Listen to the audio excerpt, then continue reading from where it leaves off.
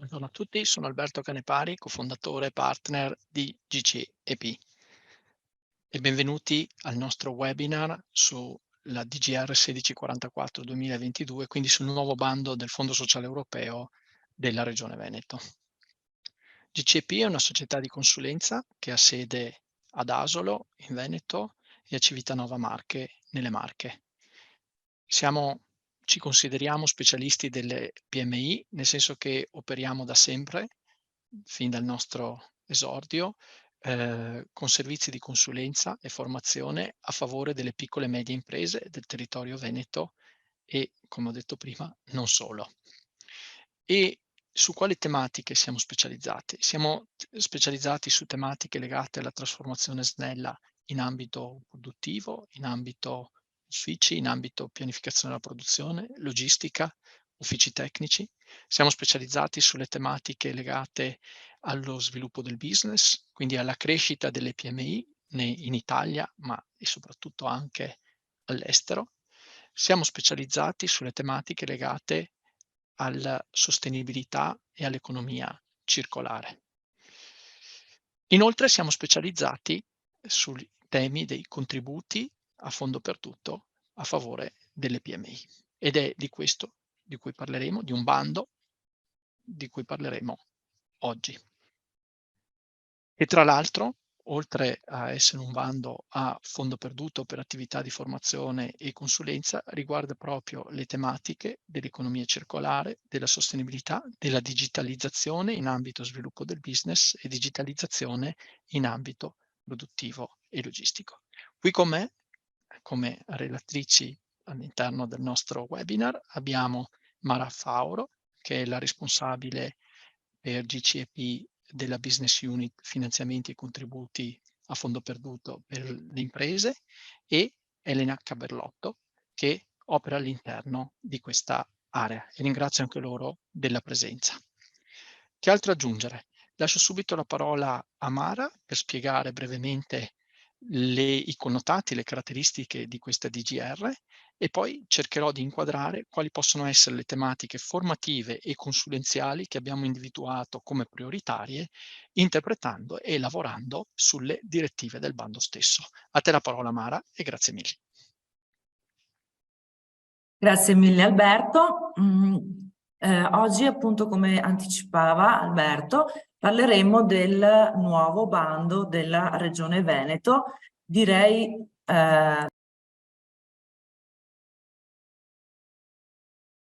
ecco, scusate che non sentivo, del primo bando della nuova programmazione europea. Infatti l'Europa ha messo a disposizione per il nuovo settennato 21-27 dei soldi per la formazione riservati a Italia Veneto, e la Regione Veneto con questo primo bando ha messo a disposizione 10 milioni di euro per le aziende venete.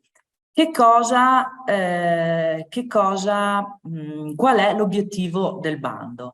Il bando offre la possibilità alle imprese venete e ai lavoratori titolari delle imprese venete percorsi formativi gratuiti e di consulenza sulle tematiche digitali e green, che sono appunto le tematiche su cui punta l'Europa per questo nuovo settennato.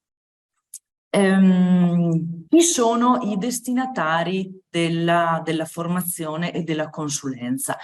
Sono i lavoratori occupati nelle imprese venete, che abbiano sede legale o operativa in Regione Veneto, i titolari d'impresa, i coadiuvanti d'impresa, anche i soci dell'impresa, oppure questo bando è riservato anche a liberi professionisti e lavoratori autonomi che possono appunto beneficiare di questa formazione e consulenza. In generale il bando descrive due linee di interventi. Ci sono progetti in linea A, cosiddetti linea A, che sono progetti di rete e sono progetti riservati esclusivamente ad aziende pluriaziendali, quindi devono essere progetti di un certo con un certo numero di aziende che devono costituirsi in distretti e filiere. Quindi se già ci sono dei distretti o se delle aziende già aderiscono a dei distretti, possono presentare questo genere di percorsi formativi che sono sempre digitali o riferiti al green, però possono anche beneficiare di una spesa FESR, cosiddetta FESR, nella misura dal 30 al 50% del valore del progetto, che significa che possono diciamo avere un rimborso su investimenti a favore della sostenibilità o della digitalizzazione. Per questa linea la Regione Veneto ha riservato 2 milioni di euro. Per tutto il resto del contesto produttivo, per tutte le altre aziende che non sono legate a filieri, rete o che non hanno intenzione appunto di fare dei consorzi, si possono comunque presentare dei progetti aziendali, quindi un'azienda che si presenta il progetto per se stessa, oppure mettersi in gruppo, 5-6 aziende, dico, ad esempio, che hanno, diciamo, lo stesso obiettivo, ma che possono fare sia dei percorsi aziendali loro stessi, oppure anche insieme. Per questa linea la Regione Veneto ha destinato 8 milioni di euro e diciamo è premiante appunto che un'azienda invece di presentare diciamo un progetto da sola possa mettersi insieme appunto ad altre per condividerne gli obiettivi. Quali sono gli importi delle due linee? I progetti di linea A, appunto per il fatto che ci sono tante aziende insieme all'interno delle filiere, delle reti, dei consorzi, i progetti devono avere un valore minimo di 200.000 e non superiore a 220.000.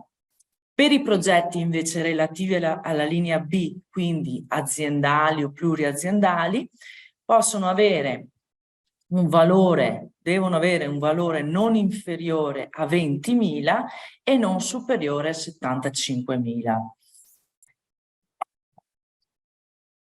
Le tematiche progettuali. Il bando, come si diceva, finanzia al 100% la formazione e la consulenza finalizzata allo sviluppo delle competenze dei lavoratori in ambito transizione verde e digitale. Questo significa che all'interno della formazione possono esserci fatti, sì, formazione, quindi formazione d'aula, formazione outdoor, formazione a distanza anche per una percentuale. Possono essere organizzati degli workshop, si può organizzare dei focus group, dei laboratori, può essere abbastanza interattiva e costruita in base alle esigenze che ha l'azienda. Considerato le tempistiche e le scadenze e le linee che ci ha dato la Regione, presumibilmente la formazione, cioè il progetto, se approvato, potrà partire a partire da maggio 2023. E c'è il progetto, la formazione deve essere conclusa nell'arco di 1 anno. Ci sono delle priorità e delle esclusioni in questo bando. Non sono ammissibili, come spesso accade in queste direttive del Fondo Sociale, come destinatari coloro i quali abbiano un rapporto di lavoro con i settori della sanità e socioassistenziali, con le imprese iscritte alla sezione A, quindi siamo in agricoltura, silvicoltura e pesca, e soggetti pubblici, organismi di formazione accreditati e no. Una cosa importante da sapere è che un'azienda può partecipare solamente ad un progetto, sia come se presenta da sola oppure se si mette in gruppo, altrimenti i progetti non è ammissibile i progetti presentati, quindi si può partecipare solo ad un'azione. Quali sono le tempistiche? La presentazione delle domande, quindi l'adesione al bando, la scadenza è il 16 febbraio alle ore 13, oltretutto, quindi direi qualche giorno prima sarebbe opportuno che un'azienda ci dicesse insomma se ha intenzione o no. E come dicevo, la durata del progetto deve essere massimo di 12 mesi dall'avvio. Noi come ente di formazione, adesso ve lo spiegherà meglio Alberto, sicuramente siamo accreditati in Regione Veneto e quindi abbiamo l'esperienza necessaria per poter analizzare la situazione, i vostri fabbisogni, scrivere il progetto, quindi progettarlo e poi aiutarvi nella gestione e nella rendicontazione del tutto e anche portando i contenuti che adesso Alberto vi descrive che idee che abbiamo che ci siamo fatti per voi, diciamo. Grazie Mara. Noi Niente. coerentemente a quello che prevede il bando e quindi la direttiva, abbiamo individuato 3 filoni prioritari, e cioè 3 macro temi, per cui un'azienda a seconda dell'esigenza che ha legata a un macro tema, aderisce a un progetto dentro questo macro tema o a un progetto di un macro tema diverso. Allora vediamo il macro tema 1, quindi reinterpretando la direttiva, il filone fondamentale è la digitalizzazione dei processi commerciali per favorire lo sviluppo commerciale stesso delle PMI in Italia e all'estero. Più specificatamente, quali sono i temi che andremo ad affrontare sempre nella doppia versione, perché sapete che il Fondo Sociale prevede formazione e consulenza. Nella doppia versione quali sono? Il tema del CRM, quindi il tema dello sviluppo di un database per la gestione dei contatti potenziali e del funnel delle vendite, cioè dell'imbuto delle vendite. Il tema del digital market come strumento per acquisire nuovi contatti e nuovi clienti. Il tema della marketing automation, cioè quel sistema di marketing, tra virgolette, automatico che ci permette di tenere tracciati i contatti e le risposte e le azioni che fanno i contatti potenziali per capire se si stanno muovendo e stanno aumentando il loro interesse nei confronti dei nostri prodotti e dei nostri servizi. Le metodologie di cui tra l'altro ormai abbiamo un'esperienza quindicinale di sviluppo e gestione dei contatti, le tecniche naturalmente di vendita, perché al di là dell'automazione, al di là della digitalizzazione, poi la finalizzazione molto spesso, soprattutto se non siamo in un ambito B2C, business to consumer, ma in un ambito B2B, richiede poi un'interlocuzione tra persone. Bene, questo è il primo macro tema. Che cosa andremo a presentare? Uno o più progetti. Se un'azienda vuole fare un progetto molto esteso, costruiremo un progetto ad hoc per la singola azienda. Se invece un'azienda vuole fare alcune solo di queste azioni, possiamo mettere più aziende insieme e quindi costruire un progetto cosiddetto interaziendale, anche se poi le attività specifiche verranno svolte nella singola realtà. E quindi qui presenteremo più progetti. Andiamo al secondo macro tema. Qui entriamo all'interno del mondo della logistica e della produzione. Quindi il macro tema di fondo è la digitalizzazione dei processi logistici produttivi. Vedete che torna al tema digitalizzazione perché è previsto naturalmente all'interno della direttiva. E allora che temi andremo a trattare all'interno di questo macro tema che noi abbiamo definito macro tema 2? E quindi a trattare in termini di formazione di nuovo e di consulenza.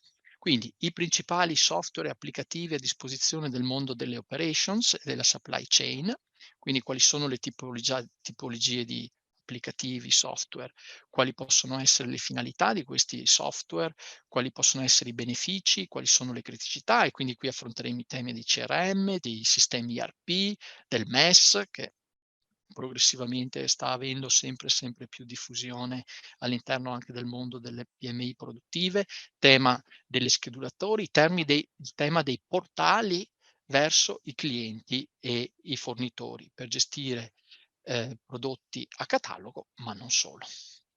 Poi tecniche di mappatura e snellimento dei processi in ottica digitalizzazione, sia della logistica e magazzino che della produzione.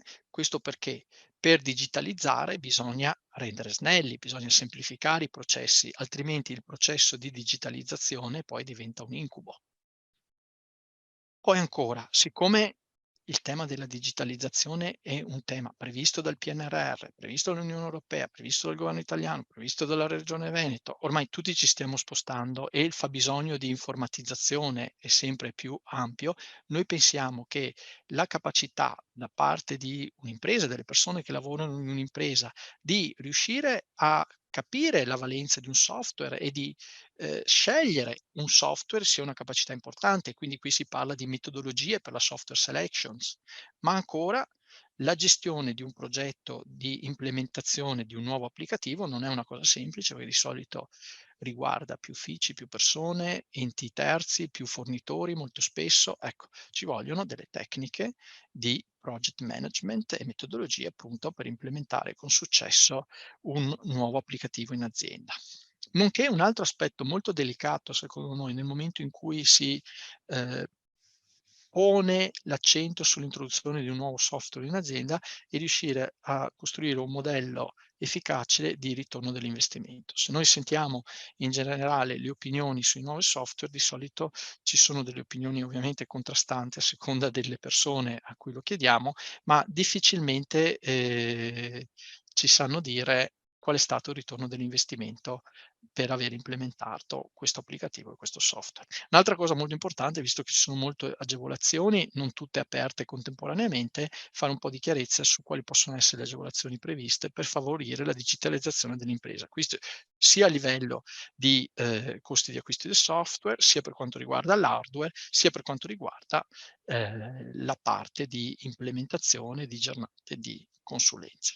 E anche qui quindi, secondo macro tema, a seconda dell'esigenza di un'azienda, grosso progetto, molte giornate di consulenza e formazione, piuttosto che poche giornate di consulenza e formazione, faremo dei progetti singoli per le singole aziende e o dei progetti insieme, quindi interaziendali, anche se poi ogni azienda avrà il suo filone specifico. Infine abbiamo il terzo macro tema, anche qui vedete coerente rispetto a quello che ci dice la direttiva, perché la direttiva dice dobbiamo lavorare anche su sostenibilità ed economia circolare. Benissimo, allora il macro tema l'abbiamo declinato così, verso la sostenibilità e l'economia circolare per le PMI. E allora qui andiamo a trattare le tematiche che sono più en vogue, anche secondo la nostra ricognizione che stiamo ormai da molti anni facendo anche sulle tematiche della sostenibilità, anche per le PMI. Quindi, per esempio, carbon footprint, quindi come si calcola la carbon footprint, come costruire un piano di decarbonizzazione e costruire un piano di decarbonizzazione, come fare un LCA, quindi un life cycle assessment sull'intero ciclo di vita di un prodotto e di un servizio. Guardate che mano a mano i nostri clienti, piuttosto che chi ha a che fare con gli enti pubblici, questi dati ce li chiederanno sempre di più. Ancora, tematiche legate alle certificazioni ambientali, partendo dal mondo delle ISO, ma un tema di una certificazione che sta andando molto in quest'ultimo periodo, tipo B Corp, come diventare una società benefit e certificata B Corp. Qualche informazione di come approcciare il mercato volontario di compensazione delle emissioni. C'è un mercato obbligatorio per alcuni settori e alcuni operatori, alcune aziende che operano in questi settori, ma c'è anche un mercato volontario di compensazione delle emissioni per ridurre la propria impronta al carbonio o diventare net zero. Se questo naturalmente ha una valenza anche etica per le persone che operano nell'azienda, oppure una valenza nei confronti del nostro mercato. Ancora il tema molto in voga, anche questo, dell'efficienza energetica e come migliorare l'efficienza energetica nell'utilizzo dei nostri impianti, il tema della riduzione dei rifiuti, quindi la tendenza a produrre zero rifiuti. Infine un documento che sta diventando sempre più obbligatorio per sempre più aziende, ad oggi è obbligatorio per aziende con più di 500 dipendenti, dall'1/1/2024 diventerà obbligatorio per aziende con più di 250 dipendenti, come fare un report di sostenibilità, un bilancio di sostenibilità che si affianca al bilancio tradizionale. Quindi vedete, anche qui nell'ambito della sostenibilità dell'economia circolare, a seconda delle esigenze dell'azienda, faremo dei progetti interaziendali, quindi metteremo le aziende insieme, piuttosto che dei progetti specifici laddove ci sono delle esigenze molto importanti in termini di tematiche e di giornate da affrontare. Ecco, quindi queste sono le 3 tematiche fondamentali. Le ribadisco in sintesi: il questa terza, sostenibilità ed economia circolare per le PMI; la seconda, digitalizzazione dei processi produttivi e logistici; e la prima che riguarda invece la digitalizzazione dei processi con marketing e commerciali per favorire lo sviluppo e la crescita delle PMI. Io vi invito a partecipare. Sono tematiche fondamentali su cui si gioca il successo delle PMI nel prossimo futuro, e quindi anche un encomio alla regione che tira fuori queste tematiche e che ci stimola tutti quanti ad operare su queste tematiche e mette a disposizione dei contributi. Quindi vi invito a scrivere e a contattare le nostre colleghe Mara e Elena, che avete conosciuto durante questo webinar e di cui vedete la mail in questa slide.